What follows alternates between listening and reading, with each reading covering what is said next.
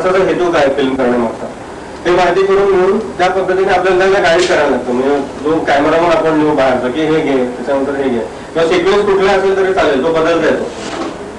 अशा पद्धतीने ते त्याला प्रत्येक ठिकाणी जाऊन शूटिंग करून घ्यायचं आपण त्याच्याकडून आणि मग नंतर एडिटिंगच्या वेळी आपण हवा तसा त्याचा सर्व बदलू शकतो. त्यातला जो पार्ट आपल्याला नाहीये ना म्हणजे you can do all of it. आम्ही जरा तुम्हाला असं इक्विप करतो की you can even use camera but you will not have it. So that can be outsource but that doesn't mean जर सगळंच करायला लागलं तर मग तुम्हाला काय राहत नाही. पण that is very small part of it. आणि कॅमेरामध्ये 360 म्हणजे जो आपल्या कॅमेराचा 360 नाही तर 360 म्हणजे एकदम हायर डिटेल एकदम professional very much professional serials वगैरे त्या ह्याच्यावर शूट केले जातात.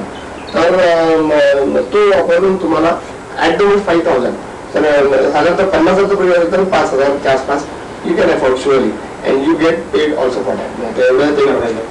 मी सांगतो लिटरल केलेला जवळपास 1.5 ते 2 तासाचा माझा व्हिडिओ शूट फुकट गेला.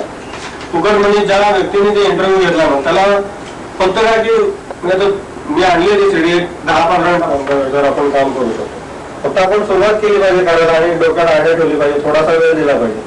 आता हे सुद्धा काम करताना आपण मी रात्री 2-2 वाजेपर्यंत बसवतो हे करत कारण एकदा एडिटिंगला बसला आपण की प्रत्येक वेळी चांगलं होईल असं नाही. आणि जवळपास 3 ड्राफ्ट कॉपीज मी काढल्या की पहिल्यांदा केल्यानंतर सीडी राईट करून बघायची आपणच मग काय काय करायचं आहे.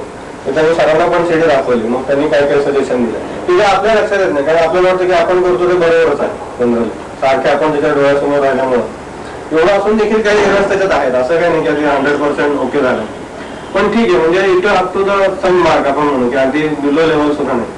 आणि तुम्हाला मी सांगितलं नाही मी आपली जी कणा कविता जे केलेलं आहे ते आणि ही एका स्पर्धेला पाठवलेलं आहे परवा. स्नेह म्हणून एक संस्था आहे त्याच्याकडे त्याची काय 250 रुपये एंट्रन्स फी होती ते मी 500 रुपये भरले आणि दोन्ही साईडच्या 3-3 कॉपीज त्यांना मी दिले. आता बघू काय होतं ते जर झालं तर ते आपल्या सगळ्यांना एक संधी मिळायला बघायची नाही. आणि कणा जी जेव्हा त्यांना की ही वॉज म्हणजे त्याचं प्रतिनिधित्व he was a representative of this can be done by you people after learning this. त्यासाठी आपण तिकडे जाऊन एक सर्वे केलं होतं.